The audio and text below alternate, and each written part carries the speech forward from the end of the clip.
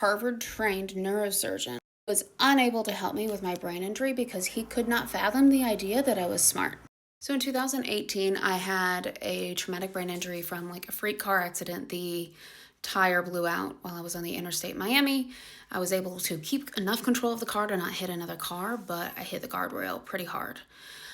Hit the side of my head and, had several scans, etc. And doctors kept saying like, everything's fine. She's testing normal. And it was not normal for me. And I have a really high pain tolerance, and I'm bad at being like in my body and feeling pain. Because I wasn't really allowed to when I was younger. And so I kept just like falling asleep because I think that is how I coped with pain. But I didn't realize it.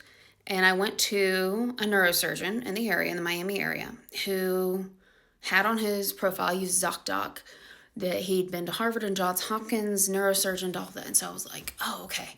Or maybe he wasn't a surgeon, he was a neurologist. And as soon as I got there, you have to fill out on the forms in the US when you're filling out insurance, like who's paying for your insurance, which was my employer. I was a grad student at Florida International University. And as soon as I walk in, he sees that and he starts like asking about it. I'm a Ph.D. student, industrial organizational psychology, all of that.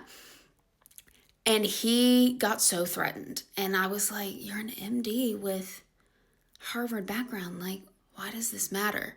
Like, there's a very clear, like, in terms of MD, PhD, we all know MDs are taken more seriously. Like, there's no need for him as a white man MD to need to compete with an injured PhD student in psychology. You know what I mean? He spent most of our session trying to talk to me about multivariate analysis, and he was not doing so correctly. And I just was like, okay, anyway, so the symptoms I'm having, because he just needed to dick measure with me that much. Nothing he did worked. He pretty much was like, yeah, like, you're fine. And it wasn't until months later, when I moved to the DC area, that a Jewish doctor, very tiny Jewish man, older man, assessed me. And I had kind of given up hope at that point. But he then sent me to get a bunch of tests redone. And I was like, I already did all those, and they take like 4 hours. He was like, these will be a little different. I'm not going to tell you what they are because I don't want a placebo effect. But just trust me on this one, okay? And I was like, okay. And he had me assessed for intelligence because it occurred to him, and apparently not the other guy, that maybe I was performing in normal range, but it wasn't normal for me. And when the results came back, he's like, yeah, you're not performing normal for your IQ level.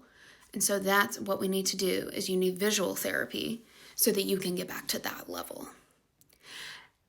And I can't tell you where this Jewish doctor went to school, because you know what? He didn't fucking tell me.